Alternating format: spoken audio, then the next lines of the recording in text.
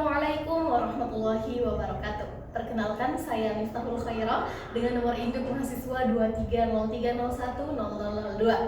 Video ini saya buat untuk memenuhi ujian akhir semester mata kuliah isu-isu kontemporer hukum keluarga Islam dengan dosen pengampu Bapak Sabarudin SHI MHI. Pada kesempatan kali ini saya akan membahas mengenai warisan dan kesetaraan gender.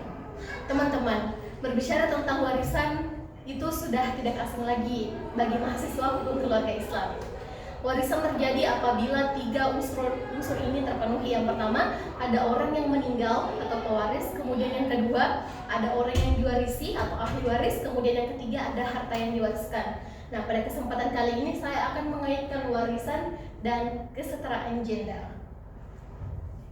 Nah, di sini ada rumusan masalah yang akan saya paparkan dalam kesempatan kali ini. Yang pertama, bagaimana ketentuan waris dalam Al-Quran dan Hadis, khususnya perbedaan antara laki-laki dan perempuan.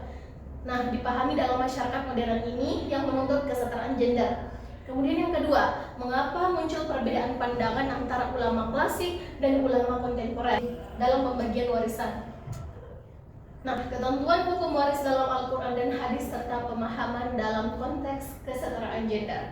Poin yang pertama, pembagian warisan diatur dalam Quran Surah An-Nisa ayat 11, 12, dan 176.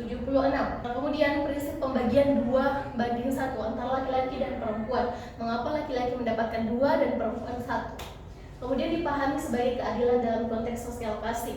Pada saat itu 2:1 adalah hal yang sangat relevan, di mana laki-laki sebagai kepala rumah tangga, pencari nafkah. Kemudian pembahasan di bawahnya tentang masa kontemporer ini, di mana perubahan peran sosial dan ekonomi perempuan sudah hampir menyamai posisi laki-laki. Perempuan hari ini bukanlah perempuan yang kemarin.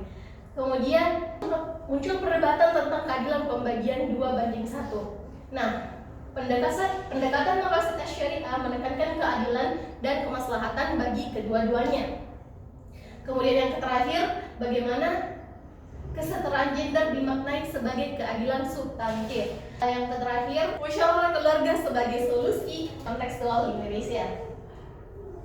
Nah, ada beberapa kontroversi dalam penafsiran dan penerapan. Yang pertama, pandangan ulama klasik terhadap hukum waris Islam. Di sini kita bisa lihat bahwa ulama klasik memandang hukum waris Islam sebagai bagian dari syarat Islam yang bersifat qat'i atau pasti, karena ditetapkan secara tegas dalam Al-Quran dan Hadis. Nah, ketentuan pembagian warisan termasuk prinsip 2:1 antara anak laki-laki dan perempuan dipahami sebagai ketetapan ilahi yang tidak dapat diubah. Nah, kemudian perbedaan bagian tersebut dianggap adil, dianggap adil karena sejalan dengan pembagian peran dan tanggung jawab dalam struktur sosial masyarakat Islam klasik. Kemudian yang kedua, kita lihat penafsiran hukum waris dalam perspektif pemikir kontemporer. Nah, di sini pemikir kontemporer menafsirkan bahwa hukum waris secara lebih kontekstual dengan menekankan tujuan keadilan dan kemaslahatan, di mana mereka memandang ayat-ayat waris tidak semata sebagai aturan yang kaku, melainkan sebagai pedoman yang harus dipahami sesuai dengan kondisi sosial. Nah, kesimpulan, hukum waris Islam bukan soal pembagian angka, tetapi bagaimana nilai keadilan ilahi diwujudkan secara nyata dalam kehidupan manusia yang terus berubah tanpa kehilangan pijakan pada Al-Quran dan tujuan syariat. Demikian video, kurang dan lebihnya mohon dimaafkan. Wabillahi taufiq wal hidayah. Wassalamualaikum warahmatullahi wabarakatuh. Kapan terakhir